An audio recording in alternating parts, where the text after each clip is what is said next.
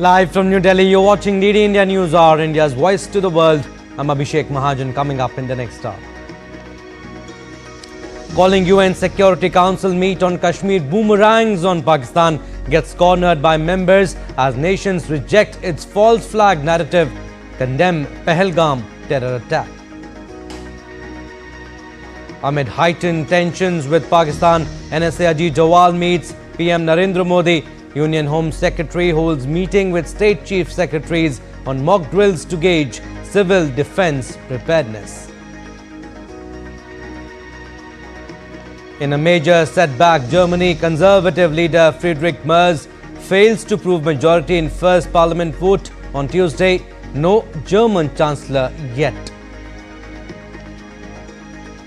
And Israel strikes Yemen's Hodeidah port after Houthi attack on Israeli airport. Hamas says no point in Gaza truce talks now.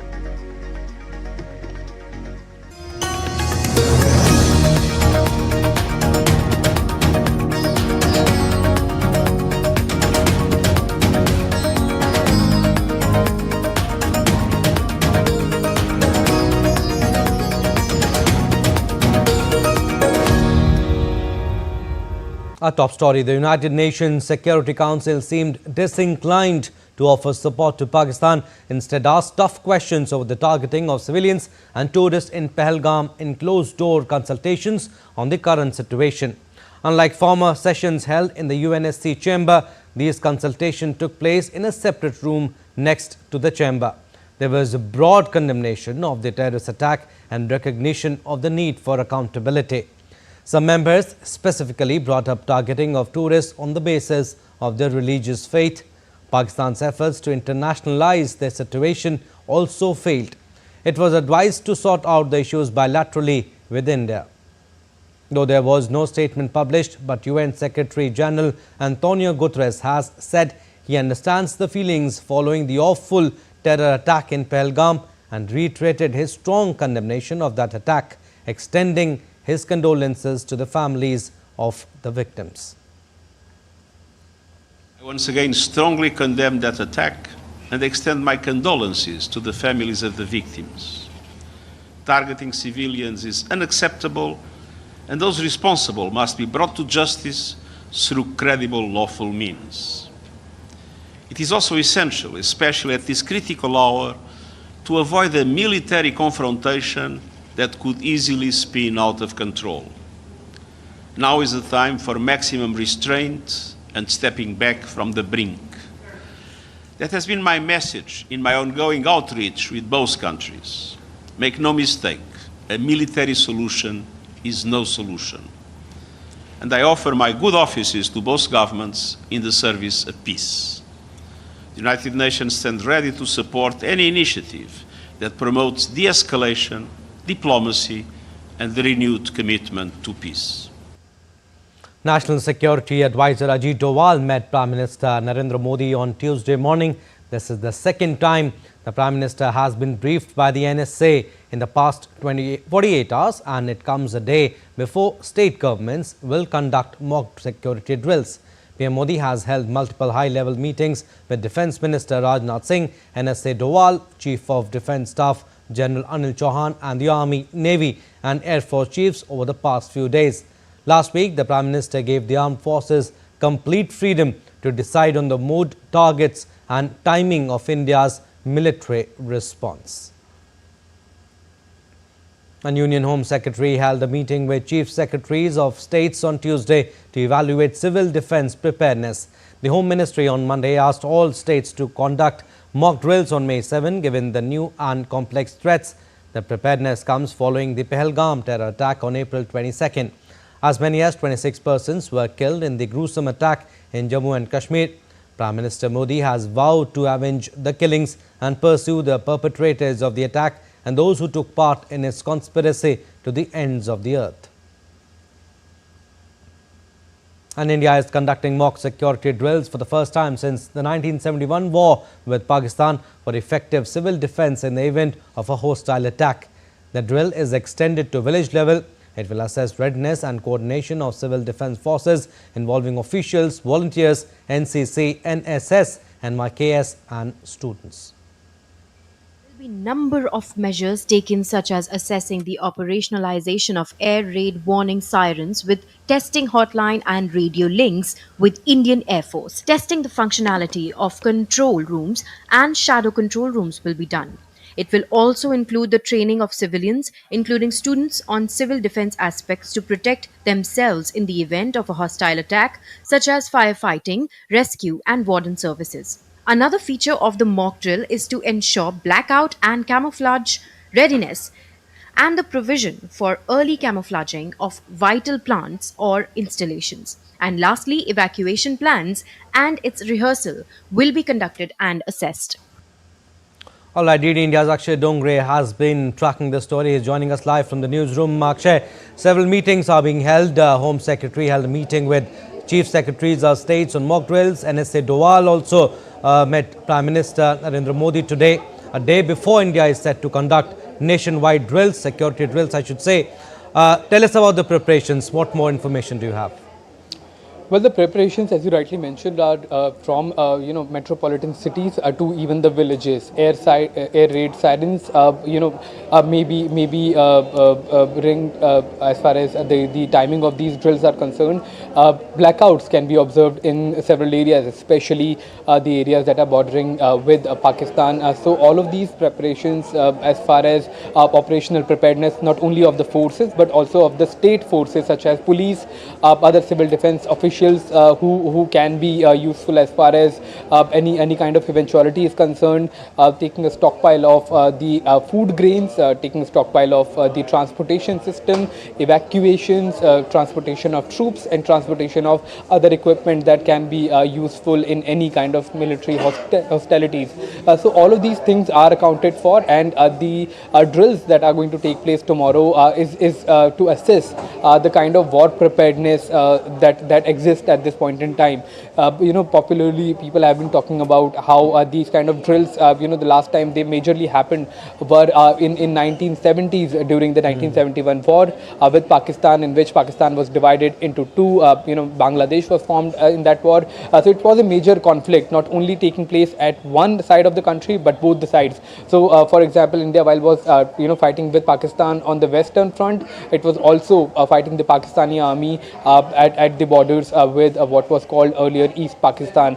So clearly these situation that we are seeing right now as far as preparedness is concerned is quite serious at the level of administrations and at the level of military as well, to prepare for any eventualities. And as we have seen, the kind of meetings that are taking place, the Home Secretary is meeting, as you told in the report, the state secretaries.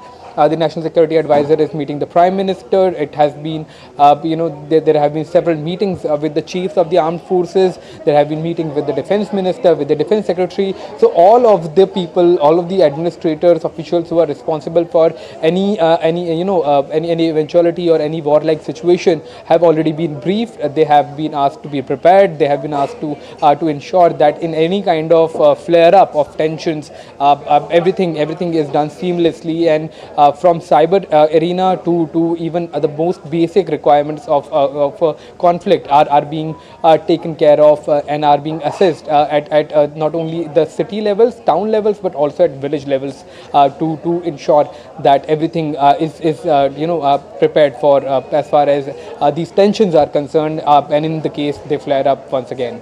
Also, Akshay, talking about the UNSC closed door session on Monday, Pakistan's anti-India rant at the UN Security Council fizzles out and the meet yields no outcome.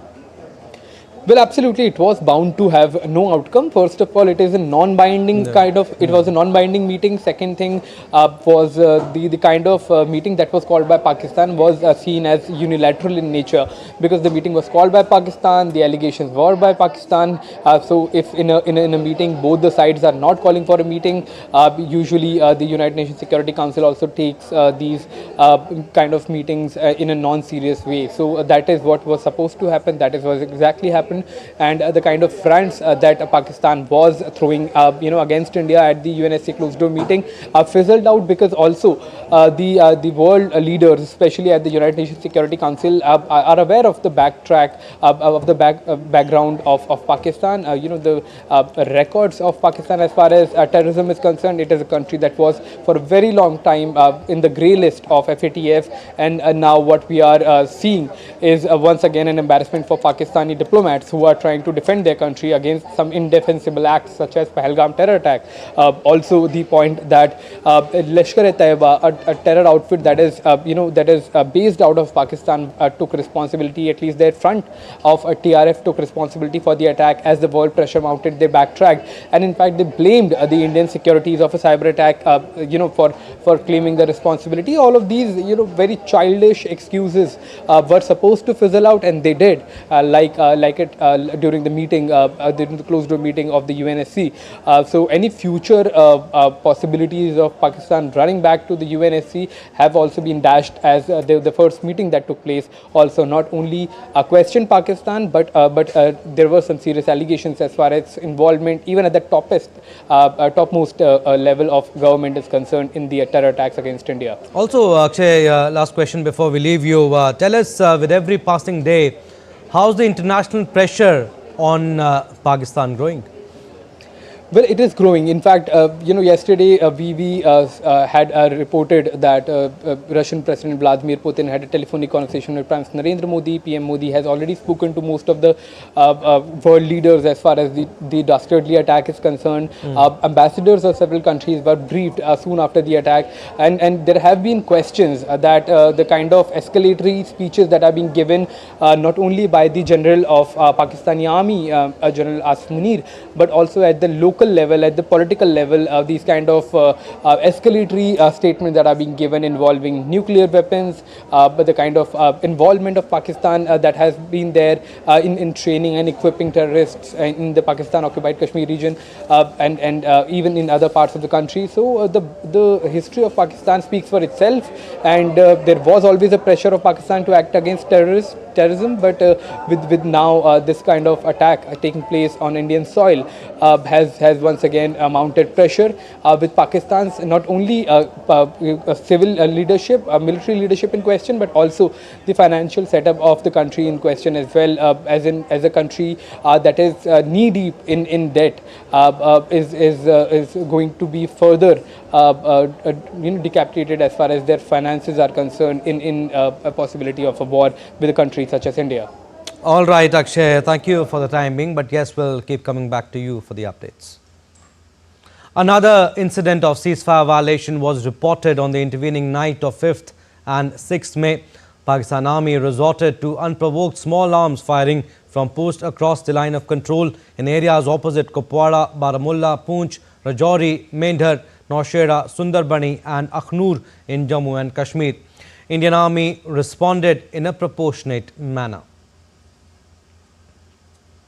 And in a major breakthrough against ISI-backed cross-border terror networks, a cache of terrorist hardware was recovered from the forested area near Tibba Nangal, Kulad Road, SBS Nagar district of Punjab. State Special Operations Cell Amritsar, in a joint operation with Central Agency, recovered 2 rocket-propelled grenades, 2 IEDs, 5 P-86 hand grenades and a wireless communication set. Preliminary probe indicates a coordinated operation by Pakistan's ISI and allied terror outfits to revive sleeper cells in Punjab.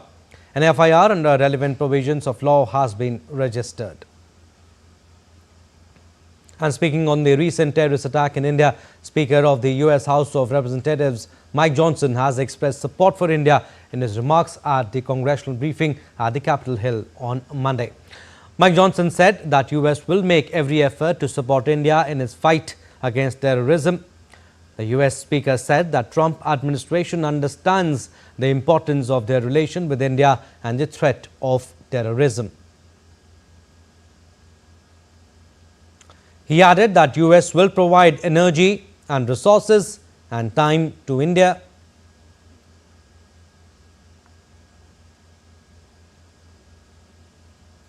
And Johnson also called India a very important partner to the US in many ways. Johnson also spoke about trade deal between India and the US and expressed hope that trade negotiations between the two nations will work out well. The speaker highlighted that India is a critically important relationship for US. And India has temporarily halted the flow of water from the Baghlihar Dam on the Chenab River to Pakistan. New Delhi plans to also halt the flow of water from the Kishanganga Dam on the Jhelum River. The latest India countermeasure for the Pahalgam terror attack coincides with the publication of Moody's ratings report, which says that Pakistan cannot afford a war with India given its dire economic situation. India has cut the flow of water from the Chenab River to Pakistan. The gates of the Salal Dam, built in Baghlihar and Riyasi in Jammu, have been closed. It follows New Delhi's decision to keep the Indus Waters Treaty in abeyance in the wake of the 22nd April Pahalgam terror attack. According to reports, the Indian government is also planning to close the Kishanganga Dam on the Jhelum River. The flow of water in the Chenab River has since drastically reduced. The latest Indian countermeasure coincides with a Moody's report that says Pakistan does not have the money for a war with India. The global ratings firm says that a persistent increase in tensions could also impair Pakistan's access to external financing and pressure its foreign exchange reserves, which remain well below what is required to meet its external debt payment needs for the next few years. In contrast, Moody's says that India's macroeconomic conditions would be stable, bolstered by moderating but still high levels of growth and strong public investment and healthy private consumption. Meanwhile, Pakistan hosted Iran's foreign minister on Monday. An Iranian diplomat was reported as saying that the India-Pakistan tensions would be on the agenda of Foreign Minister Abbas Araghchi's talks in Islamabad. Araghchi is expected to visit New Delhi later this week. Bureau Report, DD India. Yes, and to talk more on India-Pak situation, we are joined by Dr. Zakir Hussain, is a foreign policy expert. Welcome to DD India. Appreciate you giving us your precious time. Let's talk about UNSC meeting first. It ended without a clear outcome or a statement, and there is a strong condemnation of Pakistan. Security Council members have raised tough questions for Pakistan. You think it turned out to be a spectacular failure for them? Yes, of course, because the type, although they have not released the press release, but the question they have asked to Pakistani envoys is very tough, and it is well proved that the background is full of terrorism, and Pakistan was just trying to dodge and purchase more time and avoid the war or avoid the reaction of India, and in that Pakistan has completely failed. And I think that India's stand has been further strengthened, and whatever action India takes, it will not surprise to the world, because India has taken all sorts of measures, including diplomatic, military preparation, civil preparation, everything. So our position in that direction is very strong. And I was also reading the newspaper of Pakistan, and their news reporting were also not very enthusiastic, simply saying the statement of his permanent member, Asif, that they have achieved their objective, but it is not clear what objective they have achieved.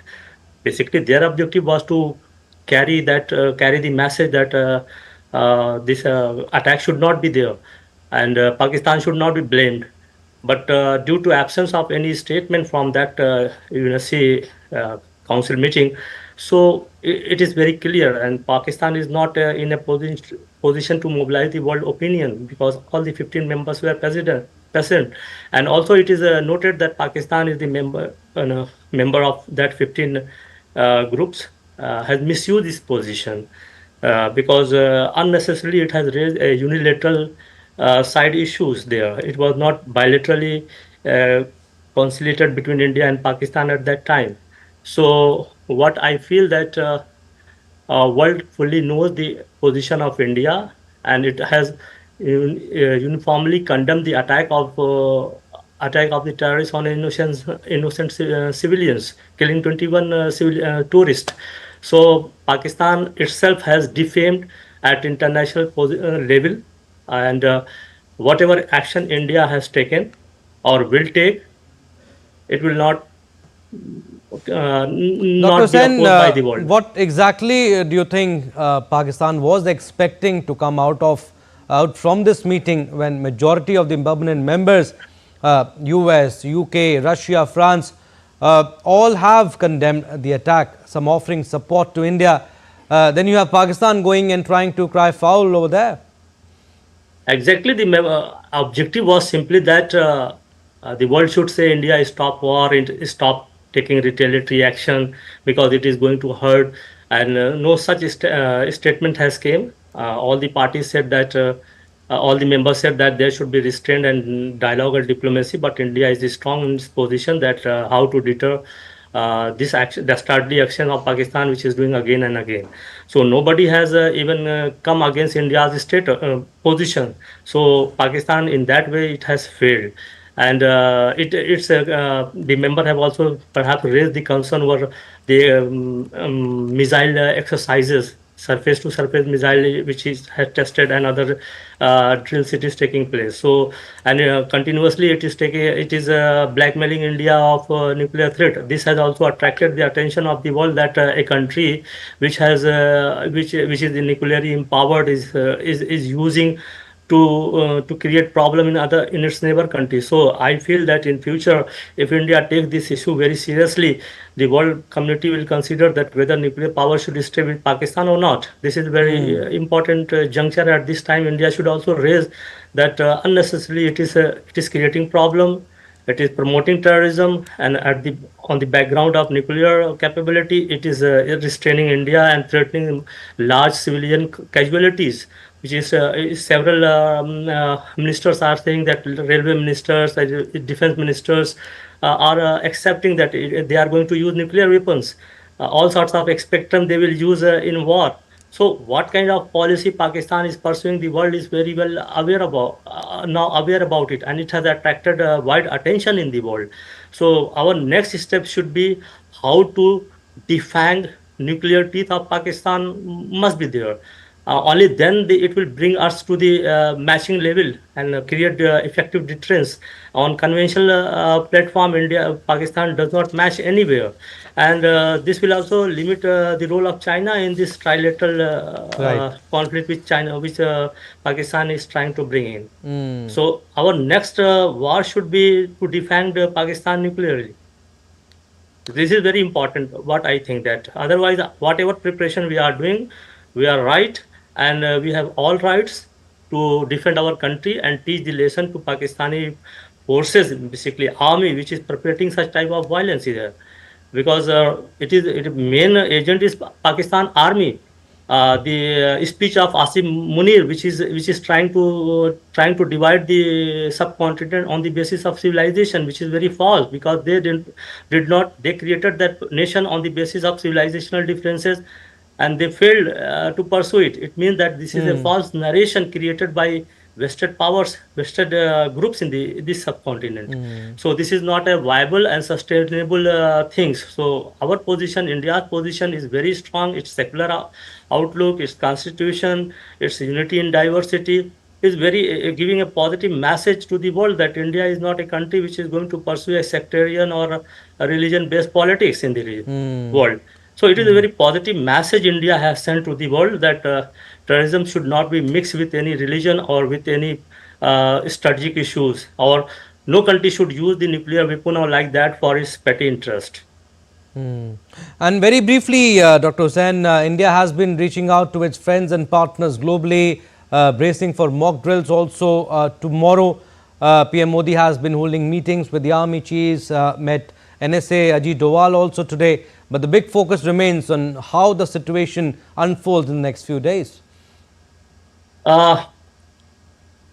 Pakistan is waiting for our response, and that's why it has called. It went to UNSC. It is jittered. It is worried what kind of action India is going to take at what time in its own terms. So this is a major thing which is beset with economic crisis, and social disunity. Unity is also prevailing in that country. So our response, our action will decide Pakistan's action. but it also knows that it will not be matching to our things. And what I feel that we have already taken a very serious step against Pakistan, that is uh, uh, putting the Indus Water Treaty in abeyance. This Pakistan knows what it will do. More than 45% of its economy is associated with that water. Of course, in a short time we cannot divert water, but we have taken in 5 years we will do it. So Pakistan's major, what I can say that water bombshell we have done with Pakistan. It was fearing of that. We have already won the war in that term. That is worrying the Pakistan. So this is various aspect which I feel that of course it is threatening that we are not. I was reading the statement of their Right. Right. Right. Ambassador It remains of to be Russia. seen what happens, how the situation unfolds in the next few days. We'll have to wrap it up here. We are running short of time. Dr. San, thank you for sharing your insights. And we'll go across to DD India's Vishal Barrister now. He is joining us live from Pahalgam in Jammu and Kashmir. Vishal, Pakistan continues to violate ceasefire and Indian army is retaliating in a proportionate manner along the LOC. Tell us the ground situation at the border. Well, Abhishek, the ground situation continues to be tense, and with this announcement that there would be mock drills tomorrow, the indication is quite clear that we are up for a big thing, and India is bracing for any eventuality, and the action of India would have a reaction from Pakistan, and because of that this mock drill has been announced. I'm here in Pahalgam, which is 25 kilometers from Srinagar. Pahalgam is also one of the places which have been identified in the list. There are 19 different locations along with Srinagar, but there are some of the places which are very near to the LOC, which is the line of control that divides India and Pakistan, which is an imaginary line. So I would like to read out some of the places: Samba, Akhnur, Uri, Naushera, Sundarbani, Avantipur. Now these are the places that will have a special attention.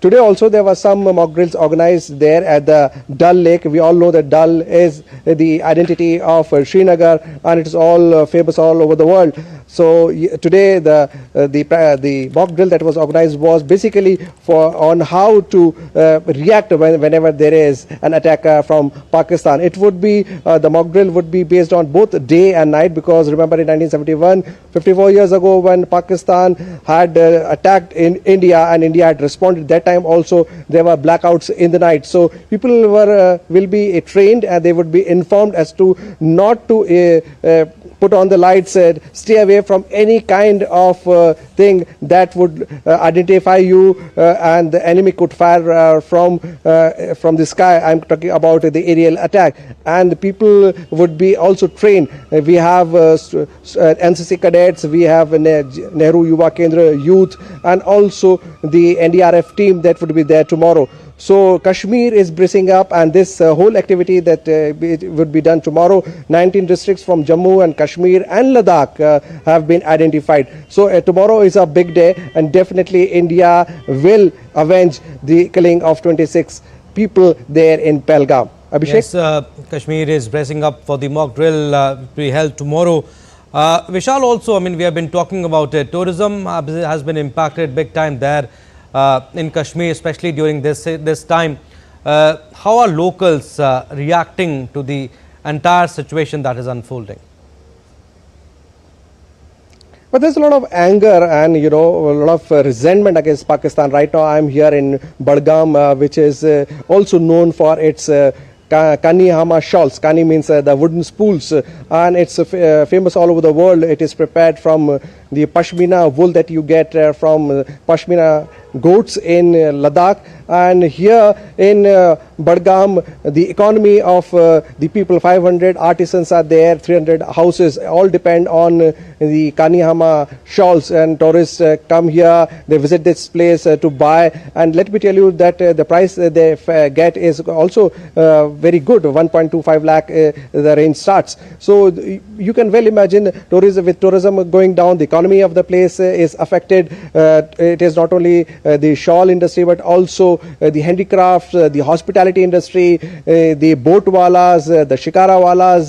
Every hotel is in a very bad mood, and they are full of anger against Pakistan because of this dastardly attack when the terrorists on behalf of Pakistan, they shot people at point blank range, creating a panic. Definitely this has affected the livelihood of the common man here in Jammu and Kashmir. All right, Vishal, thank you for the time being, but yes, we'll keep taking updates from you. Still to come on this edition of DD India News Hour. Donald Trump signs executive order to encourage US drug manufacturing. US President Trump and Canada's PM Marani set for high-stakes meeting. And Reuters wins Pulitzer for fentanyl investigation. New York Times takes 4 prizes.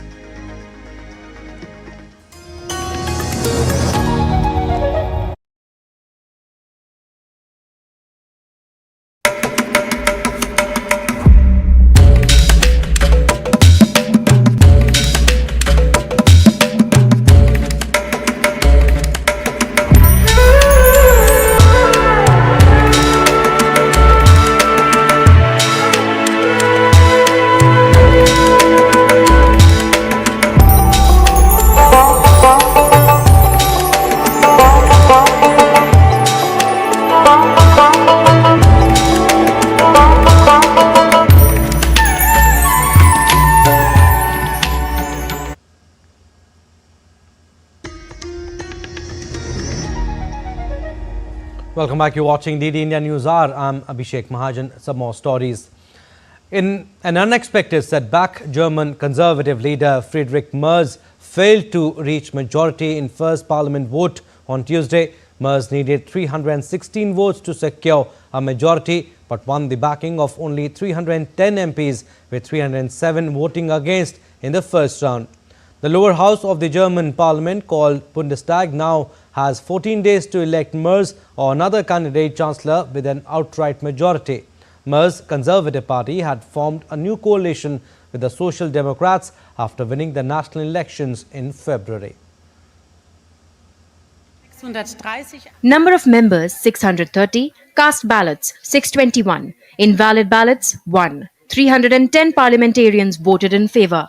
307 voted against, 3 abstained. Deputy Friedrich Merz has not reached the required majority of at least 316 votes. Pursuant to Article 63, Part 2 of the Constitution, he has not been elected Federal Chancellor of the Federal Republic of Germany. And the Israeli military said it carried out airstrikes against Yemen's Hodeidah port on Monday, a day after the Iran-aligned Houthis fired a missile that struck near Israel's main airport. In a statement, the military said that it attacked what it called Houthi terrorist targets in Hodeidah and its vicinity. The strikes killed at least 1 person and injured at least 35. The Houthis shut down the area around the port and cement factory following the strikes. They said the extent of the damage at the port was unknown, yet the intensity of the strikes and fire caused severe damage to the container's berth. 2 other sources estimated the damage at 70% of the port's 5 docks, warehouses and customs area. The strikes occurred as 2 ships were unloading their cargo, with traffic at the port at a complete standstill. Meanwhile, a senior Hamas official has said on Tuesday that the group was no longer interested in truce talks with Israel. The official said the world must pressure the government of Israeli Prime Minister Benjamin Netanyahu to end the conflict in Gaza. The statement by Hamas comes just days after Israel announced the expansion of its operations in Gaza against the Hamas settlements. The IDF has stated that the expansion of the operation would result in mass displacement, while Israel's military spokesman Efi Durfin said the planned offensive will include moving most of the population of the Gaza Strip to protect them. Now, Israel has approved an expanded military operation in Gaza aiming to displace most of its 2.4 million residents amid ongoing conflict with Hamas. The plan, which involves full territorial conquest, has drawn global concern, especially from the United Nations warning of a worsening humanitarian crisis. A senior Israeli official confirmed the operation includes a large-scale evacuation and a voluntary transfer program for civilians. Israel says the operation is essential to defeat Hamas and secure hostage releases. Israel also plans to control humanitarian aid to prevent Hamas from accessing supplies. Far-right ministers have pushed for using aid only to promote Palestinian immigration, prompting accusations of political blackmail from Hamas.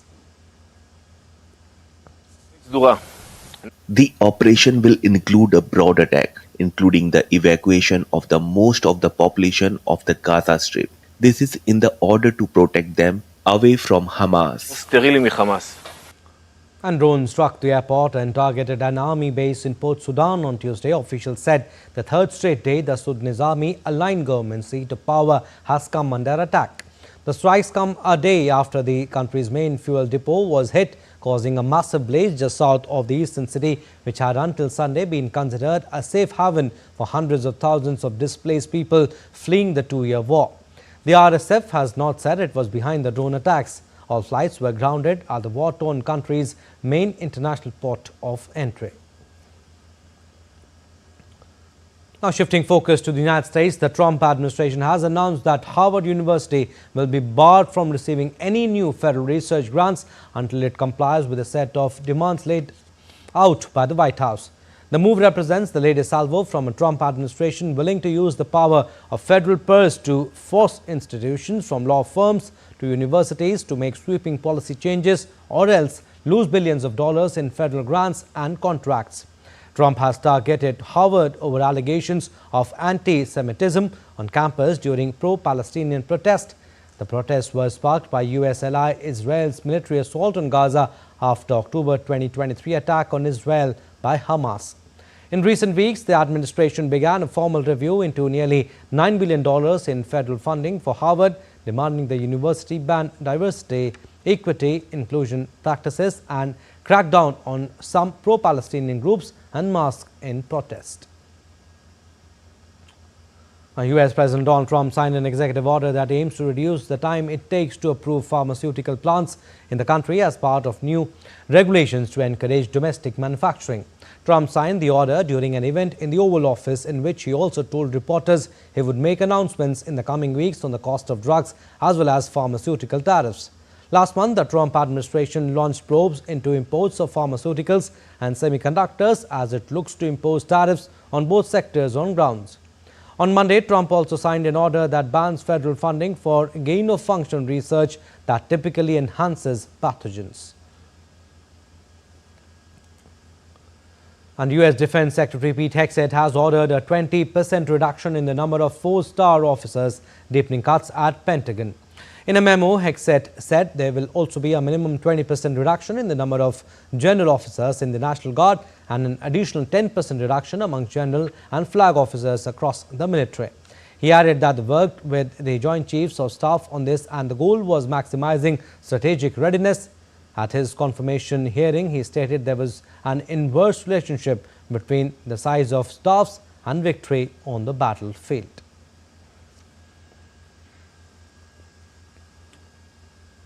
And the cinema industry is reeling after U.S. President Donald Trump's announcement of a whopping 100% tariff on foreign films, casting uncertainty over the future of international productions. Reactions have poured in from industries all over. Lead India's Antara Sinha has more. Hollywood and entire global film industry are reeling under the latest tariff salvo by Donald Trump. The US president has called for a 100% tariff on foreign-produced films, sending shockwaves through an already fragile industry. The glitz and glamour of Tinseltown weathered down in a flash as Trump unveiled sweeping 100% tariffs on films shot outside the United States. From Canada to New Zealand, American studios have long chased foreign tax incentives, filming blockbusters in iconic locales far from California. But now, Trump wants to bring the cameras back home by force of policy. Although he has already directed the Department of Commerce to begin implementing tariffs on any and all films produced abroad, Trump sought to ward off criticism of the move. He clarified that all he wants is to help the industry. The White House said it had not made any final decisions, but noted that Hollywood film production had sharply declined from the previous year. Film industry has been decimated by other countries taking them out, and also by incompetence, like in Los Angeles. The governor is a grossly incompetent man. He's just allowed it to be taken away from, Hollywood. Hollywood doesn't do very much of that business. They have the nice sign and everything's good, but they don't do very much. A lot of it's been taken to other countries, and a big proportion. And I'm actually going to meet with some because, there's some advantages, I guess, and I'm not looking to hurt the industry. I want to help the industry. Industry leaders came blindsided and executives scrambled into emergency meetings. Stocks of major studios dipped after Trump's announcement. Unions and streamers alike are now questioning if the policy could even be enforced, or worse, if it could paralyze production further.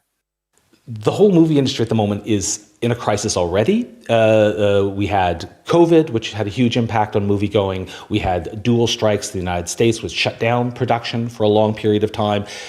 The Hollywood and the film industry is really struggling to recover from those major impacts. If we add on top of that extra costs of production or these tariffs, it could really have disastrous effect on the industry. Strikes by the writers, pandemic lockdown, ripple effects, challenges from the Asian filmmakers. List of challenges confronting Hollywood as the biggest movie-making destination are many. It was yearning for some hand-holding as the profits plummeted. Trump has fired another tariff salvo as a possible reform, but the industry is already wondering if this indeed is the solution or another addition in the long list of challenges. Antara Sinha for DD India. Now, Canadian Prime Minister Marani is in the United States for a high-stakes meeting with Donald Trump as the American president continues his trade war and annexation threats against Canada. The White House visit comes just a week after Carney led the Liberals to their fourth consecutive election victory. The US and Canada have been locked in a dispute over automotive and other tariff imposed by Trump. Carney has termed the US actions as a betrayal and says Canada must reduce its reliance on the United States, which takes 75% of all Canadian exports. The talks are also expected to focus on creating new security and defense ties. And ahead of the meeting, US President Donald Trump has said he was unsure why Canadian Prime Minister was coming to see him. Expectation for your meeting with the Canadian Prime Minister tomorrow? I don't know, he's coming to see me. I'm not sure what he wants to see me about, but I guess he wants to make a deal. Everybody does. They all want to make a deal because we have something that they all want. One of the most prestigious recognitions in journalism, the Pulitzer Prize Board on Monday announced the winners of its 2025 awards. The New York Times secured 4 awards across multiple categories. The Washington Post and the Wall Street Journal also received honors for their high-impact reporting on key political and societal issues. The Times also received awards in other categories for its wide-ranging coverage of global and national stories. Reuters was awarded the Pulitzer Prize for investigative reporting for its expansive series Fentanyl Express, which exposed the international supply chains behind the opioid crisis in the United States. The story, A Death in Alabama by Mark Warren, earned the magazine's first ever Pulitzer for feature writing.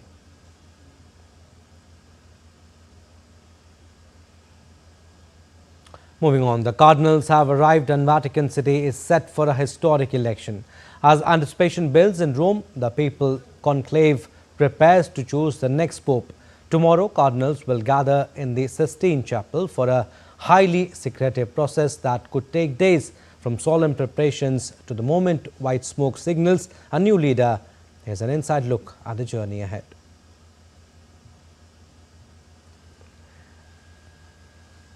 So 133 cardinal electors assemble. Electors retreat to Santa Marta Guest House.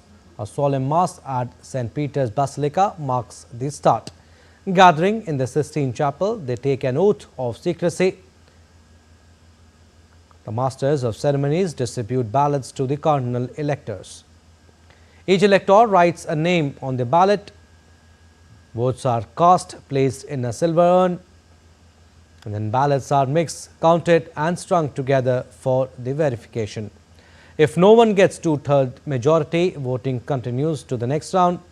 Only 2 rounds voting held per day. If voting continues for 3 days without a winner, there is a day of pause. If after another 7 ballots there is no winner, there is another day of pause. And after 4th pause, Cardinals can agree to vote only on the 2 most popular candidates. Black smoke signals no decision, while white smoke announces a new pope.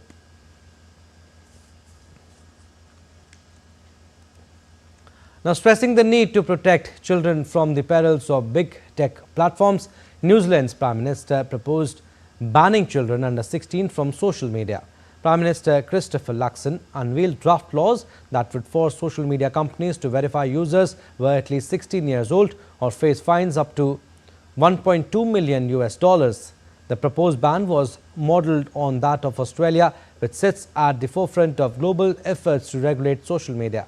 Australia passed landmark laws in November banning under 16s from social media, one of the world's toughest crackdowns on popular sites such as Facebook, Instagram and X.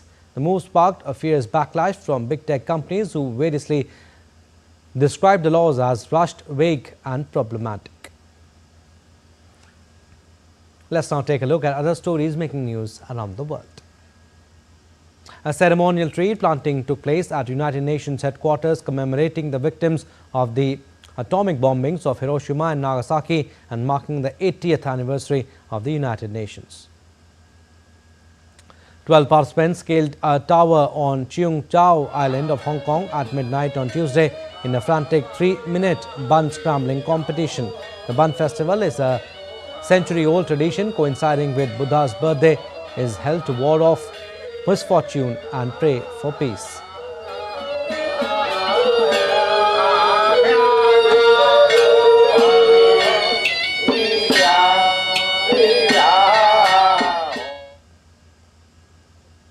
A one-day book fair and reading event was held in the Takhar province in northeast Afghanistan, attracting numerous visitors as part of National Book Week.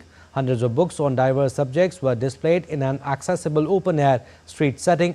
Organizers are hopeful the fair will foster a stronger reading culture among the younger generation. Still to come on this edition of DD India News Hour. External Affairs Minister Dr. S. Jaishankar launches Global Access to Talent from India Foundation. And India climbed 3 spots in the latest Human Development Index.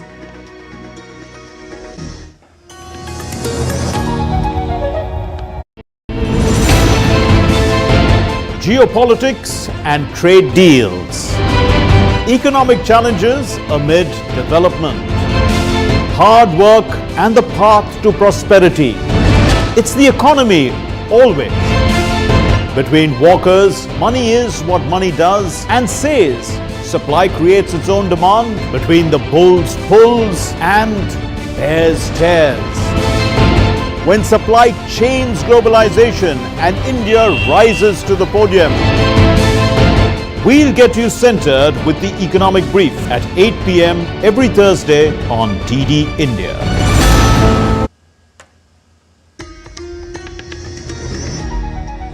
Welcome back. You're watching DD India News Hour. I'm Abhishek Mahajan. India's External Affairs Minister Dr. S. Jaishankar attended the launch of Global Access to Talent from India, also known as GATI, in New Delhi. While addressing the gathering on the need for Indian workforce, the minister said that India needs to pay attention to opportunities beyond borders. Take a listen. We have now entered a cycle of sustainable talent creation on a major scale in this country. It is necessary that we also pay greater attention to opportunities beyond our borders. And the reason for that is the emergence of the global workplace with a global workforce. And speaking on global access for Indian talent, External Affairs Minister said that several major countries around the world have expressed an appetite for skilled workforce of India. My counterparts in Italy, and again I note the ambassador here before me, in Italy, in Spain, in Austria, and Greece, have all shown appetite to tap into our human resources pool as urgently and effectively as possible. This, I emphasize, is just the tip of the iceberg, and we must prepare for what is below the waterline. My short point is that there is a demand in the world, an availability in India, and the basic groundwork done to enable Indian talent to gain global access is there.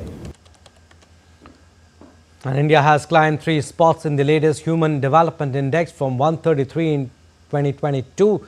India has now moved to the rank of 130 out of 193 countries, according to the report released on Tuesday by the United Nations Development Programme. The 2023 SDI value for India stands at 0.685, marking steady progress in life expectancy, education and national income. Since 1990, India's SDI has improved by over 53%, with life expectancy rising by 13 years and mean years of schooling increasing significantly. The UNDP praised India's strong post-pandemic recovery and its growing focus on women-led development, quality education and accessible healthcare. India has also recorded gains in reducing multidimensional poverty, with the MPI multidimensional poverty index now at just 0.069. While challenges remain, especially in gender disparity and inequality, the report highlights India's commitment to inclusive growth and sustainable development. UNDP has called India's development journey a reflection of long-term vision and resilience.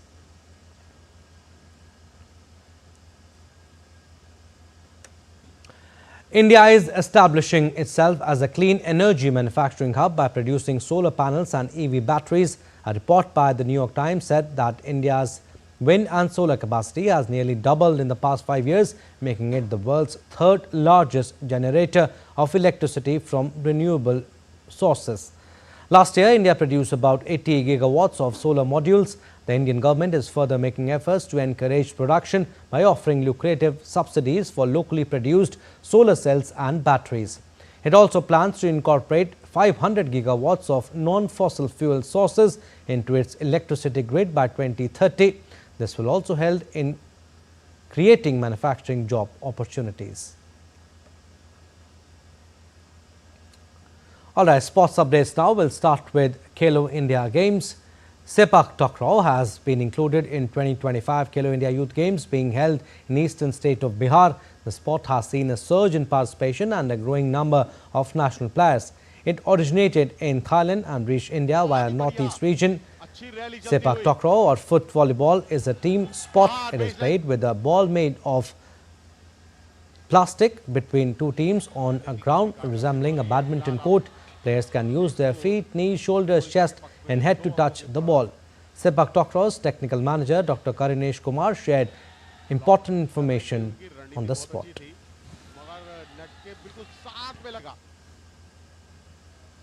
There was a federation being made for the game which was known as International Sepak Takraw Federation, and on a single platform all the community members who were playing the game, they sat and they decided the name. This game is the national sports of Malaysia, and from there it originated, and slowly in India through northeastern states, 7 sisters, it reached to the mainstream. For the information, I'll tell you all the games which are in priority list of government, they get all assistance from government.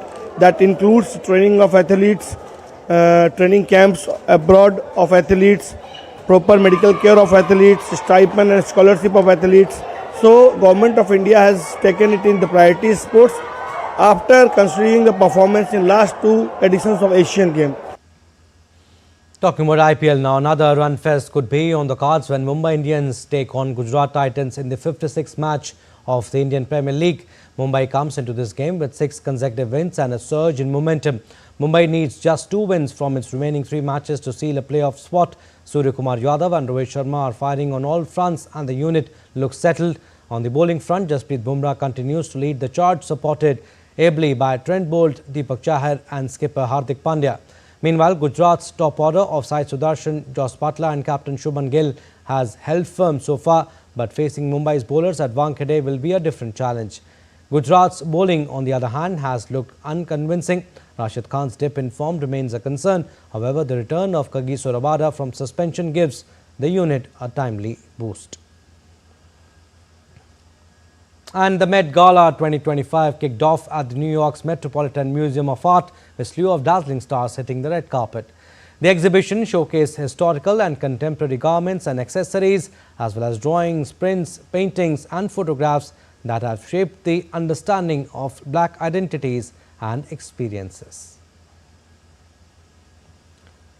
This year's theme, Superfine Tailoring Black Style, examines black dandyism from the 18th century to the present. Many Bollywood actors and actresses also attended the fashion's biggest night of the year. Bollywood superstar Shah Rukh Khan made his grand debut, becoming the first ever Indian male actor to walk the red carpet. Apart from him, actress Priyanka Chopra, Indian fashion designer Manish Malhotra and Harvard graduate and tech entrepreneur Mona Patel also attended the event.